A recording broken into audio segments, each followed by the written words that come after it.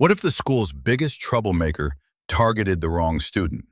A girl whose hidden influence could reshape everything. This uplifting narrative centers on Maya Williams, a reserved newcomer who becomes the prime target of Bryce Carter, the most intimidating figure at the academy. He perceives her as fragile, an easy mark. However, he's unaware of Maya's secret, a revelation that will spectacularly flip the script. Stick around till the conclusion, because a journey that commences with a bully's haughtiness will culminate in his utter ruin. Maya Williams disembarked from the transport, her fingers tightly grasping the straps of her satchel as she surveyed the imposing facade of Clearview High School in Houston, Texas. The brisk autumn atmosphere carried the fragrance of newly trimmed turf and asphalt still radiating the warmth of the departed summer sun. Groups of students mingled, their joyous exclamations and casual discussions creating a vibrant soundscape around her. Yet Maya felt adrift, an outsider. Relocating was not a novel experience. Indeed, this marked her fourth enrollment in just 3 years. While some families relocate for their parents' career advancements, Maya moved because she yearned for a fresh beginning, once more. She kept her gaze directed downward as she approached the main portals, hoping to remain inconspicuous. A few heads turned, piqued by curiosity about the new student, but she averted their gazes. Clearview High was unremarkable, a sprawling, suburban institution predominantly populated by middle-class adolescents who had been acquainted since their earliest years. The football squad boasted a respectable standing, the cheerleading troupe held significant sway, and the social pecking order had been firmly established long before Maya's arrival. None of these elements held any significance for her. Her sole objective was to be unseen. Within, the corridors thrummed with activity. Lockers clanged shut, athletic footwear squeaked on the polished floors, and educators endeavored to guide students toward their respective classrooms before the inaugural bell. Clutching her timetable, Maya continued her progress, accustomed to this familiar ritual, locating her personal storage unit, determining her lunch seating arrangement, and most critically, identifying the individuals to whom she must maintain a deliberate distance. It was at this juncture that she noticed Bryce Carter.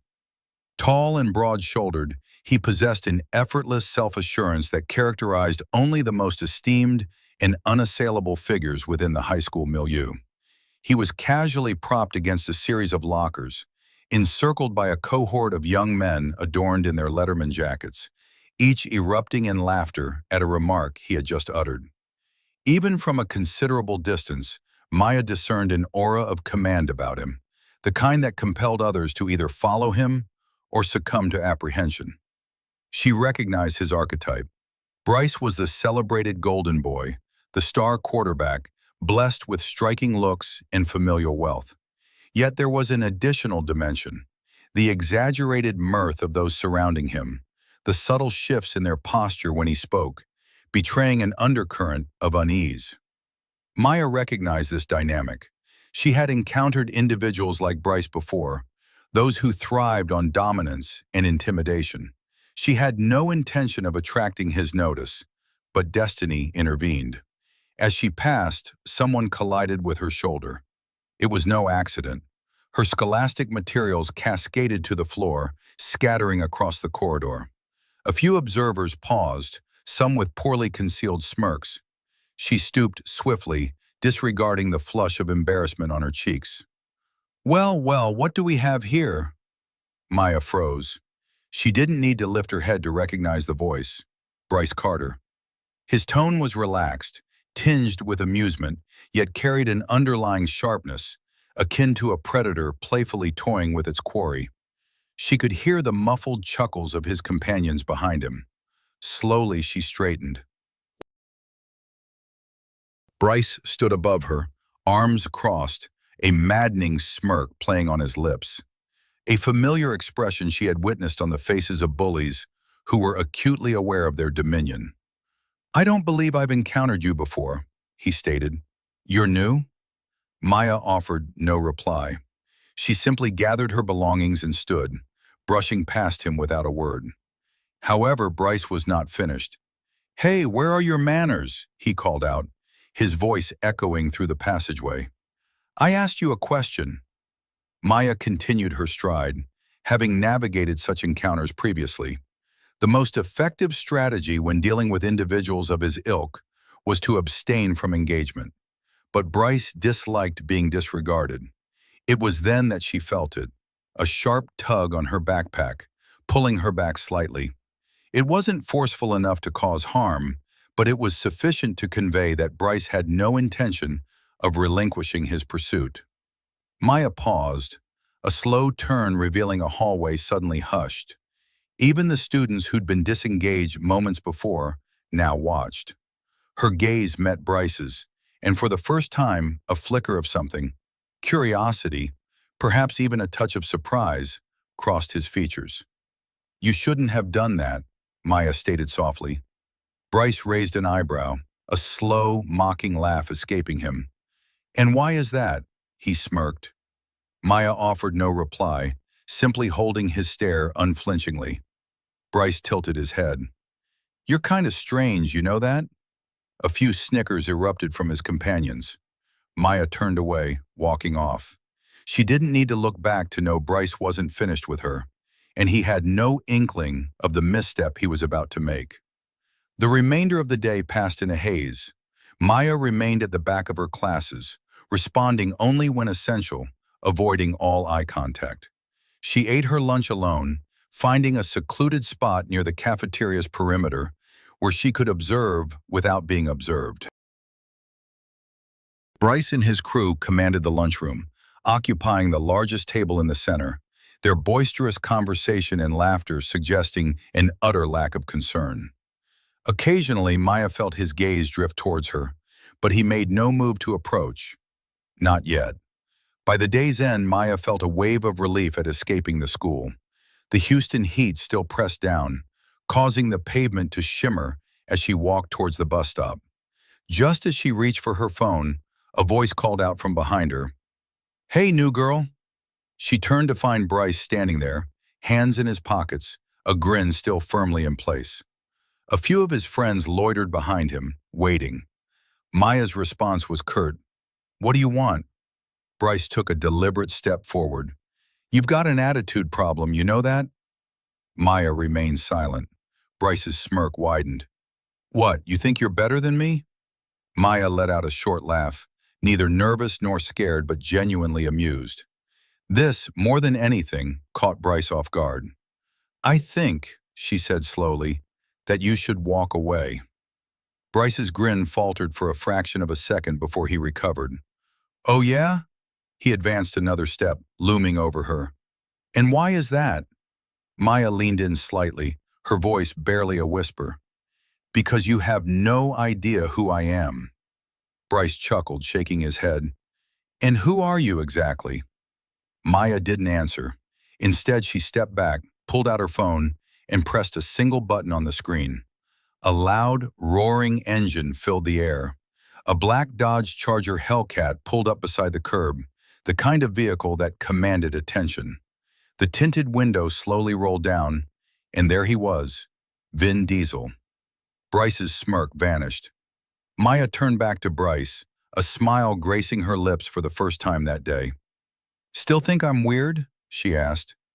Bryce offered no reply because for the first time in his life, he was the one feeling diminutive. Maya observed as Bryce's confident smirk dissolved, his jaw tightening, his eyes darting between her and the unmistakable figure seated in the driver's seat of the Dodge Charger. The atmosphere grew heavy, his once casual arrogance now stiffened with apprehension. He took a half step back, his friends behind him exchanging uneasy glances, none daring to utter a word. Maya, on the other hand, took her time. She adjusted her backpack strap, exhaling slowly, as if she hadn't just completely shifted the power dynamic with the school's self-appointed king. Vin Diesel remained silent for a moment, his hand resting on the steering wheel, his gaze fixed on Bryce. It was a look that carried unspoken weight, a presence that needed no words to convey its message. Bryce swallowed hard. Wait a second, he muttered, almost as if trying to convince himself this was not happening. His voice, usually so confident, now held a distinct edge of uncertainty.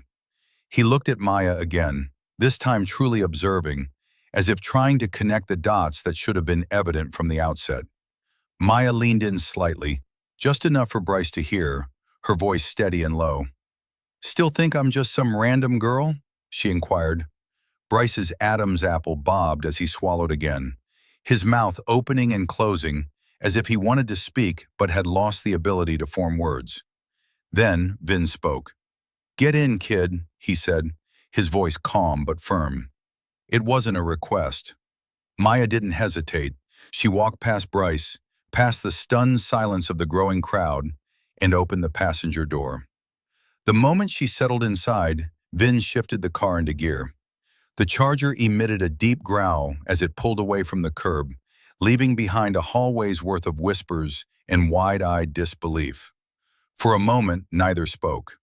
The city of Houston blurred past the windows, the late afternoon sun casting elongated streaks of orange and gold across the dashboard. Maya tapped her fingers lightly against her knee, exhaling as she finally released the tension that had been building since she first set foot on campus. Vin kept his eyes on the road, his fingers tapping a rhythmic beat on the steering wheel. "You okay?" Maya gave a short nod, then after a pause, she let out a small laugh. "That was kind of dramatic, wasn't it?" Vin smirked, his signature half-smile appearing. "A little," she conceded, shaking her head and gazing out the window. "I didn't mean for them to find out like that." Vin glanced at her. "And what would have been a better way? Letting some punk like that walk all over you?" Maya sighed, resting her head against the seat. "I wasn't going to let him walk all over me. I was just waiting." Vin raised an eyebrow. "For what?" She shrugged. "For the right moment." Vin was quiet for a beat, then let out a soft chuckle. "You sound like me when I was your age." Maya turned to him, the corner of her lips twitching into a smirk. "That's a scary thought." Vin let out a full laugh this time, shaking his head. "Smart ass." They drove in comfortable silence for a while, the earlier tension melting away as the familiarity of their banter settled in. But Maya knew that just because the moment had passed didn't mean the problem had disappeared. Bryce Carter wasn't the type to let things go, and even if he had been scared in that moment, fear had a peculiar way of morphing into anger. As they pulled into the driveway of their home, a sleek, modern house nestled in a quiet Houston suburb, Maya unbuckled her seatbelt but didn't immediately move to exit. Vin noticed. "Something else on your mind?" Maya hesitated, then exhaled. "He's not done with me." Vin studied her for a long moment. "No," he said finally, his voice steady.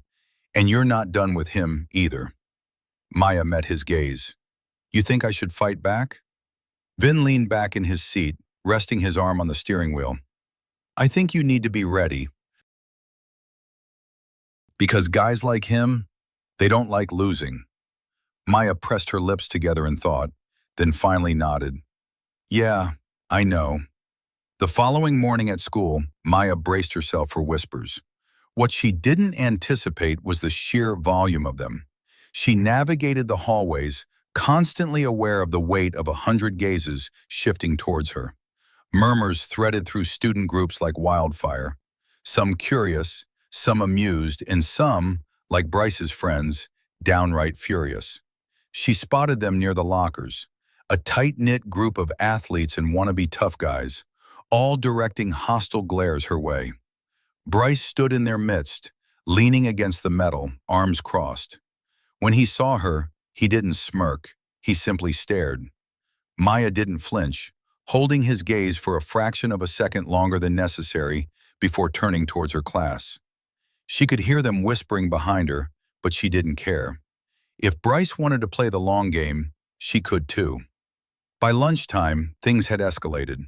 As she carried her tray towards an empty table, one of Bryce's cronies, Ryan, a stocky linebacker with more brawn than brains, deliberately stuck his foot out. Maya stumbled but managed to catch herself before falling completely, her tray clattering. A few students turned to watch, their eyes darting between her and the group of jocks, now roaring with laughter as if it were the funniest thing in the world. Maya straightened, adjusting her tray. She offered no reaction, which seemed to infuriate them further. "What?" Ryan grinned. "No comeback, princess?" Maya exhaled sharply, barely suppressing a smirk. "I just didn't realize cavemen still existed." The surrounding students let out a collective, "Ooh!" and Ryan's smile faltered. Bryce, who had been observing the entire exchange, tilted his head slightly, as if assessing his next move. Maya didn't wait for them to devise one. She walked past them, sat at her table, and began eating as if nothing had happened. But she knew better. Bryce wasn't going to let this go. By the time the final bell rang, she was prepared for something to occur. So, when she found her locker completely trashed, her books strewn across the floor, marker scrawled all over the metal, she wasn't surprised.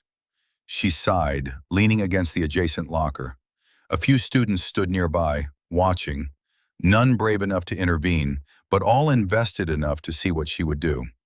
Maya bent down, picking up her books one by one, stacking them neatly. Her hands didn't shake, her expression remained unwavering. She could feel Bryce watching from across the hallway, waiting. So, she gave him nothing.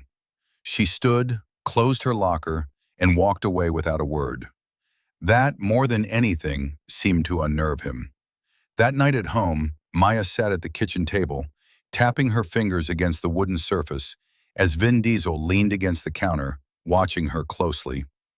"They trashed my locker today," she said finally. Vin raised an eyebrow. "That's their best move?" Maya smirked. "For now." Vin nodded slowly. "So, what's yours?" Maya was quiet for a moment, then finally smiled. "I'm going to let him dig his own grave." Vin grinned. "Now that's my girl." Maya leaned back in her chair, feeling the familiar thrill of control settle into her bones.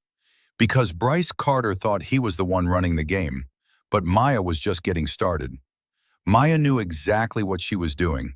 She had seen guys like Bryce before, big talkers, full of themselves, always needing an audience to validate their cruelty. They thrived on the reactions they elicited, on the fear they instilled, on the power they believed they held. But the truth was, guys like Bryce weren't as invincible as they wanted everyone to believe. They made mistakes, and Maya, she was patient. She would let him keep digging his own grave until there was no way out. The next morning, she walked into Clearview High as if nothing had happened. The whispers were still there, but they were different now. Yesterday, people had been whispering about the girl who had Vin Diesel pick her up in a muscle car. Today, they were whispering about what Bryce had done to her locker. The school was divided. Some found it hilarious. Others thought Bryce was simply embarrassing himself, and Maya could feel it. The moment people started questioning the king's authority, his reign became weaker. Bryce was leaning against the lockers as usual, surrounded by his group of jocks. They were laughing about something, likely another one of their cruel jokes. But when Maya walked by, the conversation faltered.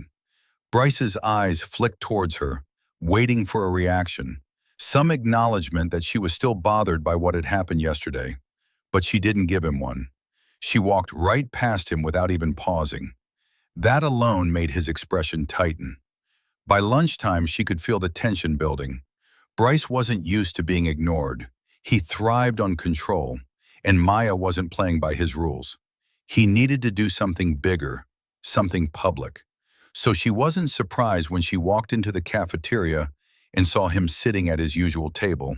A smirk stretched across his face as he called out loudly, "Hey, Maya, still crying about your little locker?" The cafeteria quieted slightly, students glancing between them.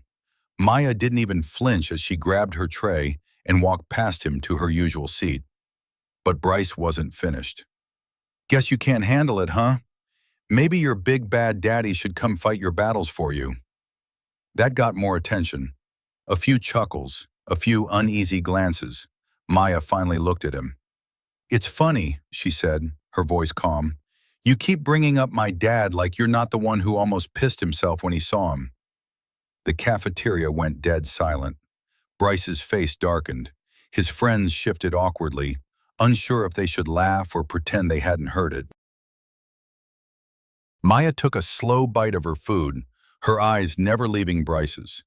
She wanted him to sit with that feeling, that embarrassment, that vulnerability, because guys like him didn't know how to handle being made into the joke.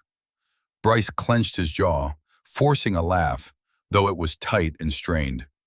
You think you're tough, huh? He said, walking around like you own the place, just because you got some rich, famous daddy to pick you up in a fancy car. His voice carried, loud enough for everyone to hear. What, you think you're better than us? Maya tilted her head slightly. No, she said simply. I just don't need to prove anything. And that was the difference. Bryce spent his entire life proving he was the toughest, the strongest, the most untouchable. Maya didn't need to prove anything because she knew who she was, and that, more than anything, made him furious. That's when she saw it. The moment Bryce made his decision, the way his muscles tensed, the way his hand curled into a fist before he quickly forced it to relax. He wasn't done. He was going to try something worse, and Maya was ready. After school, she kept her pace slow as she walked toward the parking lot. She knew Bryce would be waiting, and sure enough, there he was, leaning against his car, arms crossed, his expression unreadable. His friends weren't with him this time. This was just between them now. Maya stopped a few feet away, raising an eyebrow. Let me guess, another brilliant speech about how I don't belong here? Bryce exhaled sharply through his nose. Nah, he said, I just want to know one thing. Maya folded her arms. And what's that? Bryce studied her for a long moment, then said, Why don't you fight back? His voice wasn't mocking this time. It wasn't cocky or cruel. It was something else, genuine curiosity. Maya considered the question for a second, then shrugged. Because I don't need to. Bryce scoffed, shaking his head. That's not how it works, Williams. People like me, we push. And people like you either push back or get run over. Maya took a step closer, lowering her voice. Or maybe people like me wait. We let people like you keep pushing, keep making mistakes, keep proving to everyone how weak you really are. And then, when you're standing in the middle of the mess you made, we don't have to do anything. You've already destroyed yourself. Bryce stared at her, and for the first time, Maya saw something flicker in his expression. Doubt. But he covered it quickly. You think you got me figured out? He said, forcing a smirk. You don't know a damn thing about me. Maya studied him. Maybe not, but I know you're scared. Bryce's entire body went rigid. I'm not scared of you. Maya smiled, but there was no warmth in it. Not of me, she said. Of being irrelevant, of losing, of waking up one day and realizing that no one cares about you unless you're making someone else feel small. That's what really scares you, Bryce. He clenched his jaw, his nostrils flaring slightly. Maya could see the war happening inside his head, the need to lash out, to take control back. But there was nothing he could say, nothing he could do, because deep down, he knew she was right. Maya shook her head. I don't need to fight you, Bryce. You're already fighting yourself. She turned and walked away, and for the first time since she'd met him, Bryce didn't have a comeback. That night, Maya sat at the kitchen table, swirling the ice in her drink as Vin Diesel leaned against the counter, watching her. Something happened today, she said finally. Vin raised an eyebrow. With Bryce? Maya nodded. I think I got in his head. Vin smirked. Good, Maya exhaled. But that doesn't mean he's done. Vin studied her for a moment, then walked over and sat down across from her. Do you want to be done? Maya frowned. What do you mean? Vin leaned forward slightly. You could end this right now. Call him out, embarrass him in front of the entire school. You've got more power than you think, kid. Maya was quiet for a long moment, then finally shook her head. No, she said. I want him to end it himself. Vin grinned. Smart. Maya leaned back, stretching her arms above her head. Yeah, but it's going to take patience. Vin chuckled. Good thing you've got plenty of that. Maya smirked. Yeah, I do. And she knew it was only a matter of time before Bryce Carter destroyed himself. Maya knew the game was coming to an end. Bryce had pushed and pushed and pushed, waiting for her to break, but instead, he was the one unraveling. She saw it in the way his eyes darted around when she walked into a room, the way he seemed tenser every time someone mentioned her name, the way his friends no longer laughed as easily at his jokes. He had always been the one in control, the one with all the power, but now he was grasping at straws, desperately trying to hold on to something that was already slipping through his fingers. The final nail in the coffin came 2 days later. The school was buzzing about it before Maya even arrived that morning. She stepped through the front doors and immediately caught the hushed voices, the stifled laughter, the way people huddled together, whispering and glancing towards the lockers. Something had happened, and she had a feeling she already knew what it was. She made her way towards the crowd that had gathered near Bryce's locker. Students were staring, some snapping photos with their phones, others murmuring in disbelief. And there, plastered all over the metal door, was a collection of printed screenshots, messages, comments, direct conversations. Every single cruel, vile, degrading thing Bryce had ever said about people behind their backs. Some were about students in the school, people he had pretended to be friends with, only to turn around and mock them in private. Others were worse. Comments about teachers, racist and sexist remarks, things that couldn't be laughed off as jokes. But the worst part, the timestamps on those messages showed they weren't from years ago. They were recent.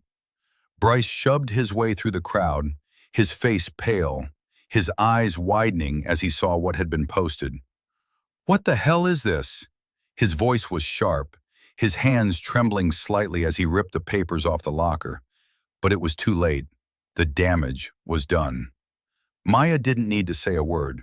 She simply leaned against the opposite locker, arms crossed, watching as Bryce's reputation crumbled before his eyes, watching as the same people who used to laugh at his jokes now looked at him with disgust, watching as his friends slowly stepped away, distancing themselves, unwilling to go down with him.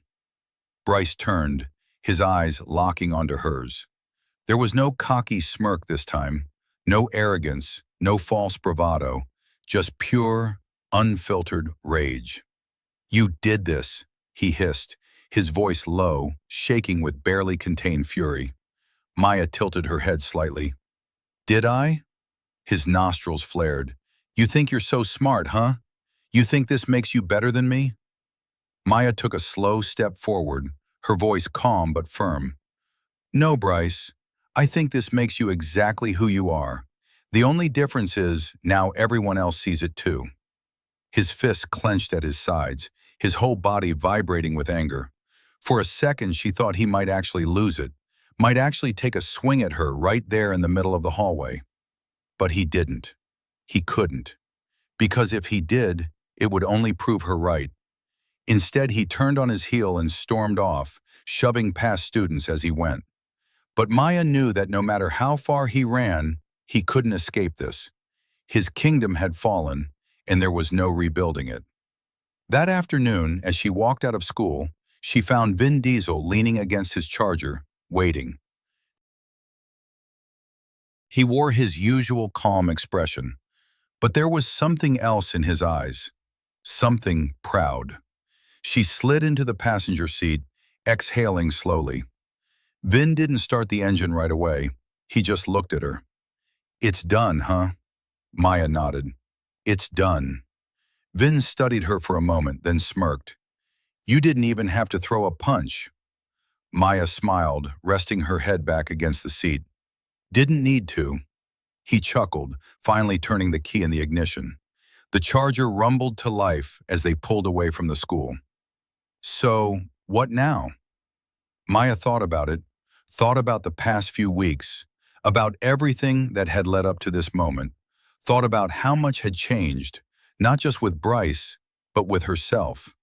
She turned to Vin, a small grin playing on her lips. Now, she said, I finally get to enjoy high school. Vin laughed, shaking his head. That's my girl. And as they sped down the road, the weight that had been pressing on Maya's chest for so long finally lifted.